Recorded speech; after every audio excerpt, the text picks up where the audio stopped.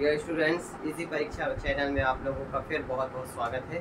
तो हमारा आज का टॉपिक वही है, लघुत्तम समापवर्तक और महत्तम समापवर्तक। इसके क्वेश्चंस ही मैं आप लोगों को करवा रहा हूँ, तो इसकी आप प्रैक्टिस करेंगे तो लघुत्तम और महत्तम पे आधारित जितने भी सवाल हैं, वो चाहे इजी हो चाहे टफ हो, किसी भी लेवल के हो, तो धीरे धीरे आप लोगों से ये बनने लगेंगे। तो प्रैक्टिस के तौर पर इन क्वेश्चनों को देखिए।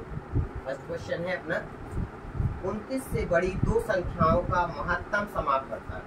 29 से बड़ी दो संख्याओं का महत्तम समापवर्तक 29 है तथा लघुत्तम समापवर्तक 4147। मतलब हमको महत्तम दे दिया है और लघुत्तम दे दिया है। महत्तम क्या दिया है, देखो महत्तम दिया है 29। क्या दिया है महत्तम? 29। अच्छा, महत्तम क्या होता है मैंने आप लोगों को पहले बताया। यदि दो संख्याएं हम लें तो जो दोनों में हो, जो दोनों संख्याओं में शामिल हो, वही क्या कहलाता है? महत्तम। जैसे कि सपोज दैट हमने क्या ले लिया, एक संख्या 15 ले ली, एक संख्या 20 ले ली। 15 के गुणनखंड 3 × 5 और 20 के गुणनखंड 2 × 2 × 5। ठीक है, 3 × 5 = 15, 2 × 2 = 4, 4 × 5 = 20। तो दो संख्याएं हमारे पास क्या है? 15 है और 20 है। और इनका जो महत्तम है, महत्तम मैंने आप लोगों को पहले बताया, ऐसी संख्या जो दोनों में शामिल हो। तो 5 जो है वो 15 में भी शामिल है और 20 में भी शामिल है। तो इसी प्रकार 29 से बड़ी हमको दो संख्याएं चाहिए। इससे बड़ी 29 से बड़ी दो संख्याएं, और उन दो संख्याओं का महत्तम समापवर्तक 29 है। जैसे कि 15 और 20। 15 और 20 का जो हम महत्तम समापवर्तक है, क्या देख रहे हैं? 5। मतलब 5 जो है ये इसमें भी शामिल है और इसमें भी। इसी प्रकार महत्तम समापवर्तक 29 है, मतलब 29 दोनों में शामिल होगा, इसमें भी शामिल होगा और इसमें भी शामिल होगा। तो हमने मान लिया वो दो संख्याएं क्या है, हमने माना 29 से बड़ी दो संख्याएं। क्या मान ली हमने? एक संख्या मान ली 29A तथा दूसरी संख्या मान ली हमने 29B। अच्छा, ये 29 है और 29B क्यों माना? देखो यहाँ पर महत्तम क्या आया है? 5। तो 5 आया है, लेकिन 5 के गुणनफल में भी कुछ है, यहाँ पर भी 5 के गुणनफल में भी कुछ है। इसी प्रकार यहाँ जब महत्तम 29 होगा, मतलब 29 के भी गुणनफल में कुछ है और यहाँ पर भी 29 के गुणनफल में कुछ है। कहने का मतलब 29A को हम क्या लिखेंगे? 29 × A। 29B को क्या लिखेंगे हम? 29 × B। तब ना देखेंगे महत्तम समापवर्तक क्या आएगा। महत्तम समापवर्तक का मतलब जो ऊपर भी हो और नीचे भी हो। तो महत्तम समापवर्तक क्या मिलेगा हमको? 29 मिल जाएगा। मतलब कि 29 के गुणनफल में कुछ होगा। हमने क्या मान लिया? एक संख्या में A है और दूसरी संख्या में B है। तो हमने जो दो संख्याएं मानी है वो क्या मान ली? 29A और 29B। और हम जानते हैं, क्या जानते हैं? दो संख्याओं का गुणनफल, दो संख्याओं का गुणनफल जो है किसके बराबर होता है? उन संख्याओं के LCM और HCF के गुणनफल के बराबर होता है। दो संख्याओं का गुणनफल। तो यहाँ पर दो संख्याओं का गुणनफल क्या है? हमारे पास दो संख्याएं क्या है? एक 29A है और एक 29B है। तो दो संख्याओं का गुणनफल मतलब 29A × 29B। ये हो गया दो संख्याओं का गुणनफल। ये जो गुणनफल है ये इनके लघुत्तम और महत्तम समापवर्तक के गुणनफल के बराबर होता है। तो हमको प्रश्न में दिया है 29 से बड़ी दो संख्याओं का महत्तम समापवर्तक 29 तथा लघुत्तम समापवर्तक 4147 से रख देंगे हम। LCM लघुत्तम की जगह रख देंगे 4147 और HCF महत्तम कितना दिया गया है? 29 दिया है, इसकी जगह हम रख देंगे। इस तरीके से क्या आ गया? ये A 29 गुणा में है, इसको उस तरफ ले जाएंगे तो ये बटे में चला जाएगा। तो बचेगा क्या यहाँ पर? A × B। क्या बचेगा? A × B बराबर 4147 × 29। अब यहाँ पर ये 29 जो है गुणनफल में है, जब बराबर के उस तरफ पक्षांतर करके ले जाएंगे तो गुणा में ना होके कहाँ चले जाएंगे? ये 29 और 29 दोनों भागफल में चले जाएंगे। ठीक है, अब ये 1 29 से 1 29 कट गया। अब 4147 में हमको 29 का भाग दे देना है। तो a गुणित b बराबर आ जाएगा ये 4147 में हमने 29 का क्या किया, भाग दे दिया। 29 एकम 29 बचा 12, उतारेंगे कितना 4, 29 चौको 116, बचेगा कितना 8 और फिर उतारा 7, 29 का फिर भाग दिया तो 29 दिया 87। इस तरीके से ये 29 से कट जाएगा और 29 एकम 29 तो कितने बार कटा 143, 143। तो a गुणित b बराबर आ गया 143। अब हमको ज्ञात क्या करना है, इन संख्याओं का योग। संख्याएं क्या है हमारे पास, संख्याएं हमारे पास है 29a और 29b। सबसे पहले तो हम a और b ज्ञात करें, तो ये गुणनफल के रूप में दी गई है।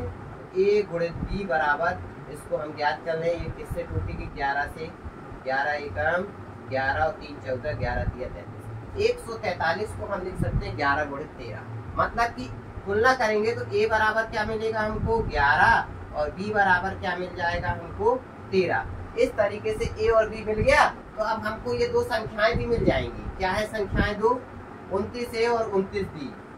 29a मतलब 29 गुणित a का मान मिल गया है 11, 11 9 99, फिर बचा 9, 11 दूनी 22, 22 और 9 31, 319। और दूसरी संख्या हमारे पास 29b मतलब 29 गुणित b का मान 13, 13 का पहाड़ पढ़ो 13 15 65 178, 13 नंबर 117, 117 की 7 बचेगा कितना 11, 13 दूनी 26, 26 और 11 26 और 1 27, 10 37, 377।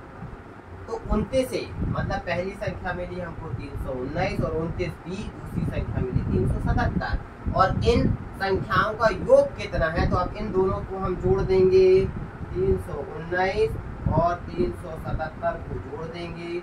9 7 16 की 6 बचा 1 7 और 1 8 और 1 9 और 3 और 3 6। इस तरीके से उन संख्याओं का योग हमको क्या प्राप्त हो जाएगा 696।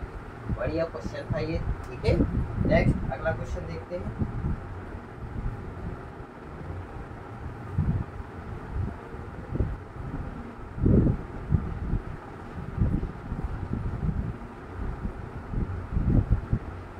अगला क्वेश्चन है हमारा,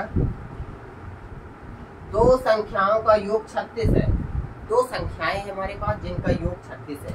नहीं मालूम, हमने माना दो संख्याएं क्या है हमारे पास, माना संख्याएं x तथा y है, ठीक है। तब देखते हैं हम प्रश्न क्या बोल रहा है। दो संख्याओं का योग 36 है। योग मतलब दोनों को जोड़ दिया, x प्लस y बराबर कितना आ गया 36 आ गया। इनका महत्तम समापवर्तक 3 है। महत्तम समापवर्तक जो है वो 3 दिया है तथा लघुत्तम समापवर्तक 105 है। लघुत्तम समापवर्तक जो है वो कितना दिया गया है 105, ठीक है। अब हम जानते हैं, क्या जानते हैं हम, दो संख्याओं का गुणनफल, दो संख्याओं का गुणनफल जो है वो किसके बराबर होता है, इनके लघुत्तम समापवर्तक और इनके महत्तम समापवर्तक के गुणनफल के बराबर होता है। एलसीएम और एचसीएफ के गुणनफल के बराबर होता है क्या, दो संख्याओं का गुणनफल। और दो संख्याएं क्या है हमारे पास, माना दो संख्याएं क्या है x और y, तो इनका गुणनफल हो गया x गुणित y बराबर लघुत्तम और महत्तम। लघुत्तम है 105 और महत्तम है 3, तो x y बराबर हमको मिल जाएगा 3 25 15, 1 3 1 315। x प्लस y बराबर 36, x गुणित y बराबर 315। प्रश्न आगे बोलता है, इन संख्याओं के व्युत्क्रमों का योग किसका ज्ञात करना है, व्युत्क्रम। संख्याएं क्या है x और y, इनका व्युत्क्रम क्या होगा, x का व्युत्क्रम 1/x बटे में हो जाएगा। कोई भी संख्या दी जाए जैसे 5, तो 5 का व्युत्क्रम हो जाएगा 1/5। 2 का व्युत्क्रम हो जाएगा 1/2 बटे में हो जाएगा, या बटे में होगा 1/3, 1/3 का व्युत्क्रम हो जाएगा पलट जाएगी 3/1, या 1/4 का व्युत्क्रम क्या हो जाएगा 4/1 मतलब कि 4 पलट जाती है। तो यहाँ पर हमको इन संख्याओं के व्युत्क्रमों का योग चाहिए। तो व्युत्क्रम x का व्युत्क्रम क्या हो जाएगा, x का व्युत्क्रम 1/x, y का व्युत्क्रम क्या हो जाएगा, y का व्युत्क्रम 1/y, और इनका योग मतलब दोनों को क्या कर देना है, जोड़ देना है। इन संख्याओं के व्युत्क्रमों का योग, व्युत्क्रम 1/x और 1/y, योग मतलब दोनों को हमको क्या कर देना है, जोड़ देना है। इसको अब हम आसानी से हल कर लेंगे एलसीएम लेके, ठीक है। x और y का एलसीएम क्या आ जाएगा, xy, x का x में भाग दिया, ऊपर y, y का y में भाग दिया, y कैंसिल, बचा x, क्या आ गया ऊपर x प्लस वाई बटे xy, बस मान रख दो x प्लस वाई का मान कितना है, x प्लस वाई का मान है 36, ये आया ना, x प्लस वाई का मान 36 बटे xy, तो xy का मान कितना आया है, xy का मान आया है 315, 36 बटे 315। चाहो तो इसको काट लो, 3 एकम 3, 3 दूनी 6, 3 एकम 3, 1 में नहीं जाता, 3 सुन 3 बचे 15, फिर 3 से जाएगा 3 चौको 12, 3 तिरका 9 और 1 10, 3 बचे 15, कितना आ गया, ऊपर आ जाएगा 4 और बटे में आ जाएगा 35, 4 बटे 35, ये आ जाएगा इन दो संख्याओं के व्युत्क्रमों का योगफल। तो ये छोटा सा वीडियो था, आप लोगों को अच्छा लगे तो इसे लाइक और शेयर करें। फिर मिलते हैं नेक्स्ट वीडियो में, तब तक के लिए जय हिंद।